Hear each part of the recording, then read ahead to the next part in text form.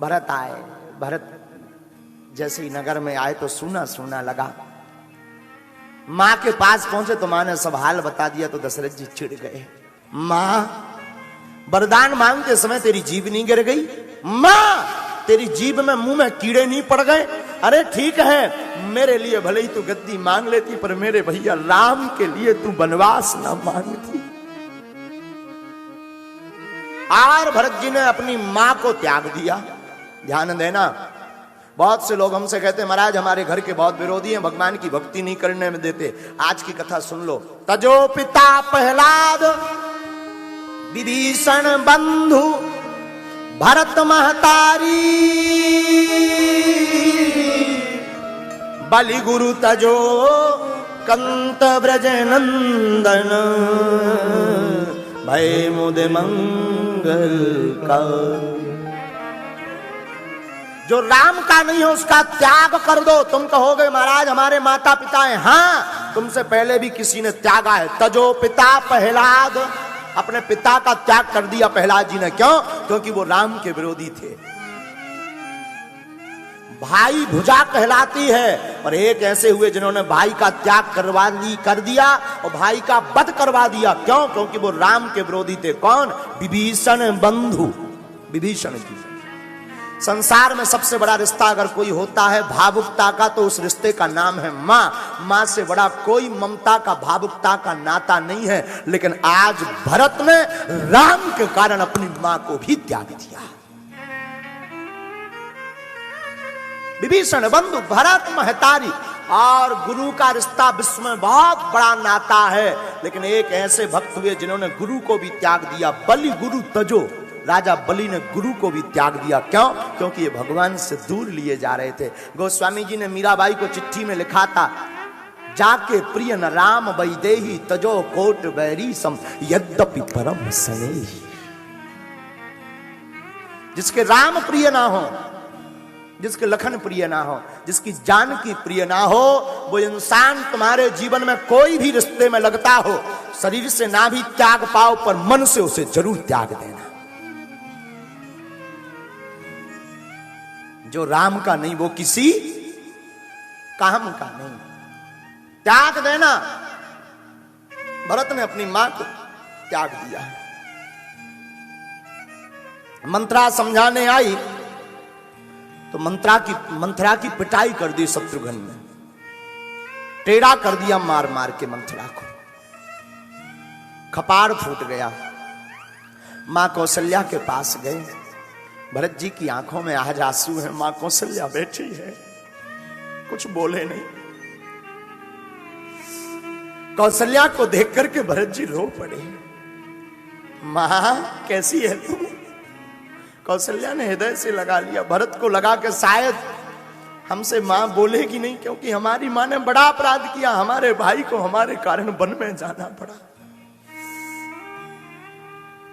कौशल्या कहती किसी का दोष नहीं, इसमें किसी का दोष नहीं है। वशिष्ठ जी आए, अंत्येष्टि क्रिया हुई, सभा बैठी। सभा में भरत जी कहते हैं महाराज मैं बन जाऊंगा, बन जाकर के अपने भाई को लेकर के वापस आऊंगा।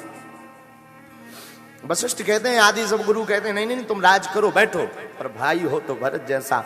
भरत भाई कहता है मेरा भाई वन में घूमे और मैं राज सिंहासन पर बैठूं, नहीं हो सकता, हम सिंहासन नहीं प्राप्त कर सकते। और भरत जी कहते हैं कि अगर आपको चलना हो तो चलो।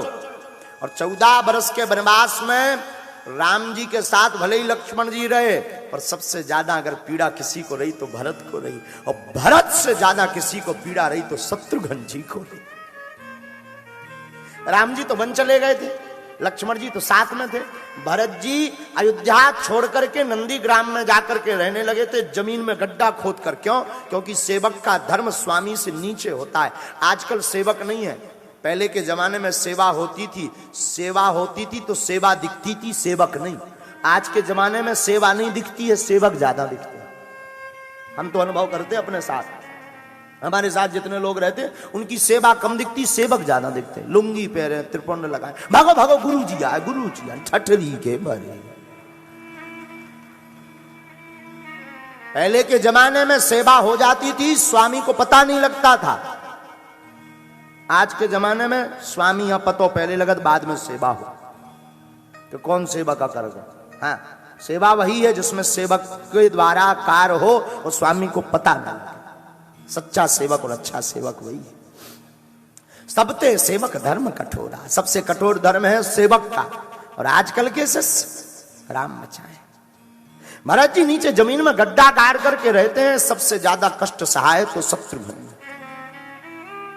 राम जी चले गए वन, लक्ष्मण भी गए,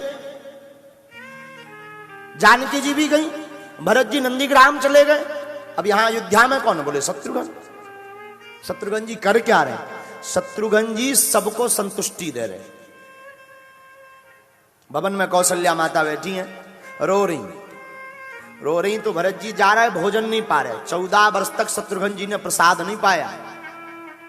शत्रुघ्न बराबर कष्ट। पूरी रामायण में आप कहीं शत्रुघ्न जी का चरित्र नहीं सुनोगे, लेकिन रामायण में जो भूमिका शत्रुघ्न जी ने निभाई ना, वो किसी ने नहीं निभाई।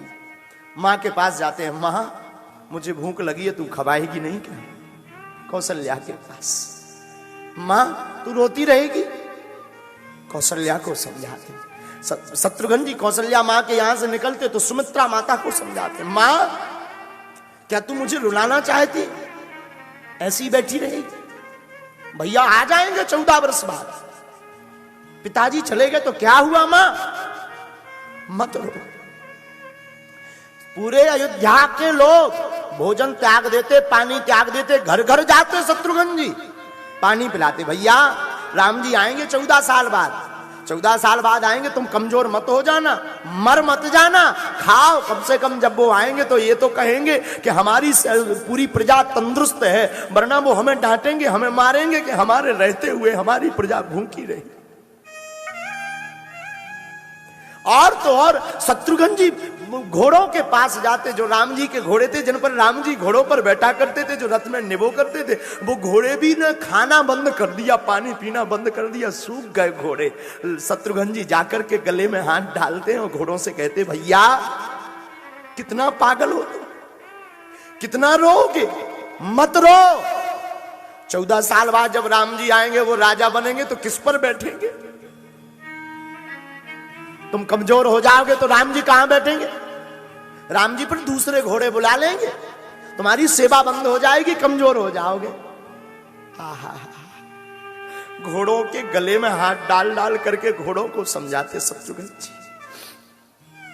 गौ माता गायों को समझाते, हे गौ माता, राम जी जब आएंगे तब तुम्हारे ही दूध से अभिषेक करेंगे शंकर जी का। तुम अगर खाओगी नहीं, तुम अगर पानी नहीं पियोगी तो तुम्हारा शरीर सूख जाएगा, दूध देना तुम बंद कर दोगी तो फिर राम जी को बड़ा कष्ट पहुंचेगा। गायों ने दाना छोड़ दिया खाना, घोड़ों ने दाना छोड़ दिया खाना, गायों ने भोजन करना बंद कर दिया, पानी पीना बंद कर दिया। क्यों? क्योंकि राम चले गए।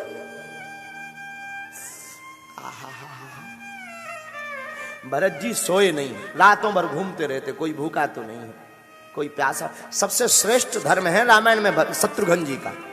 शत्रुघ्न जी भूखे घूमते रहते हैं ध्यान, कोई भूखा तो नहीं, कोई प्यासा तो नहीं। सबसे श्रेष्ठ धर्म है शत्रुघ्न जी का।